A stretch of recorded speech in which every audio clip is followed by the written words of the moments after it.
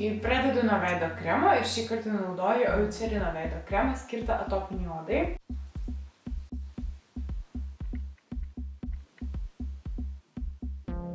Metas išlįsti iš visų sunkių matinių pudrų, tai šį kartą naudoju Make Up For Ever HD makiažo pagrindą.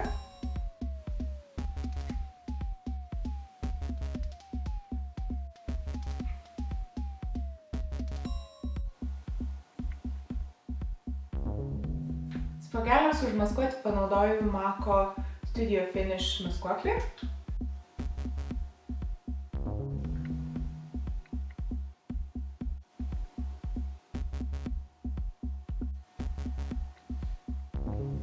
Tada paakiams naudoju Inglot paakių maskuoklį.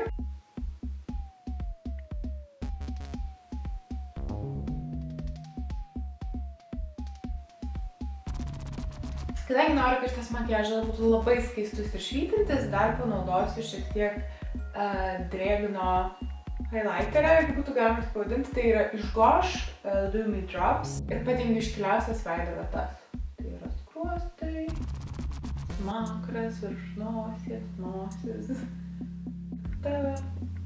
po antakių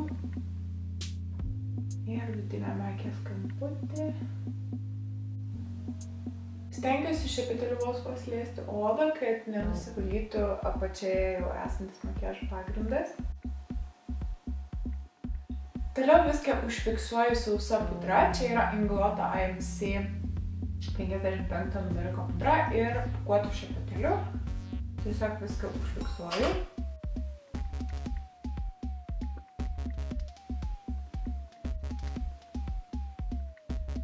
Tada imu mažesnį šepetėlį, šitas yra skirtas vokų šešėliams. Ir šitą pačią pudrą užfiksuoju ir paakius.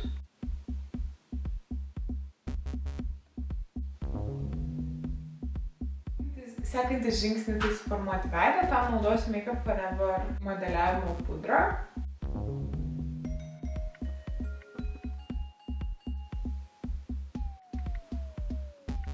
Imu mažesnį šepetėlį ir nosį pakontūruoju taip pat.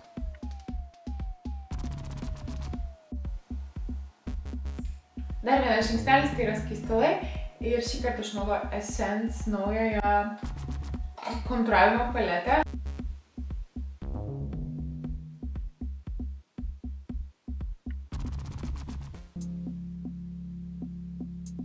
Paskutinis žingsnis veidui tai yra highlighteris. Šį kartą naudoju akių šešėlį. Štai toks šampano spalvos šešėlis. Taip pat šepetėlį.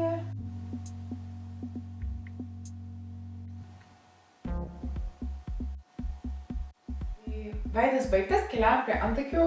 Antakiams paryškinti naudoju antakių šešėlius. Čia yra iš Inglot.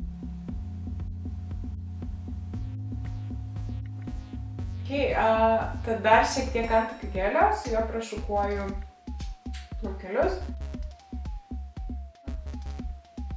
Ir su antakiais baigta. Tai keliaujam prie akių ir aš jau vokus pasidengiau pagrindu ir naudojau MACO Paint Potą su pudra arba šviesių kūno spalvos šešėliu. Tiesiog užfiksuojate pagrindą, kad man šešėlį sklaidytųsi gražiau. Aš turiu čia Gošo tokią paletę ir naudosiu šitą oranžinę persikinę spalvą su puriu šepetuku. Taip pat iš karto naudoju pačią šviesiausią spalvą, kurią panaudosiu kaip highlighterį po antakių ir vidiniame kamputyje akis. Taip pat šiam makiažui dar naudoju kelis Inglot akių šešėlius. Vieni iš jų yra štai šie, taip pat tokie persikiniai oranžiniai. Padengiu visą voką. Tada imu tokią visai šviesią spalvą. Tuo pačiu šepetėliu visai šalia vidinio kampo padengiu šio šešėliu. Tada grįžtu prie tos pačios pirmosios spalvos ir mažu šepetėliu ją padengiu apatinį voką.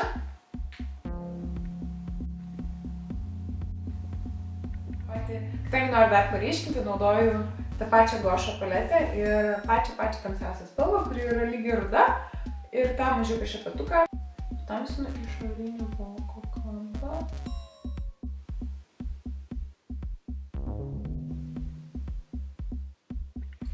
Paskutinis žingsnis tai yra akių pieštukai.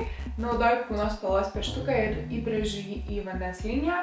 Ir taip pat naudoju juodą ir juodą nubrėžiu kaip ir kontūrą viršui, kadangi nenoriu naudoti kažkokio gelinio lainerio.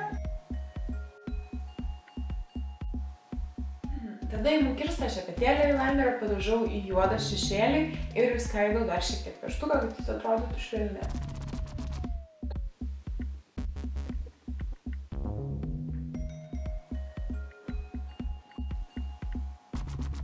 Paskutinis žingsnis tai yra blakstienų tušas. Na ir pabaigai lūpdažis, kuris šį kartą bus išties ryškus. Ryškiai rožinės spalvos.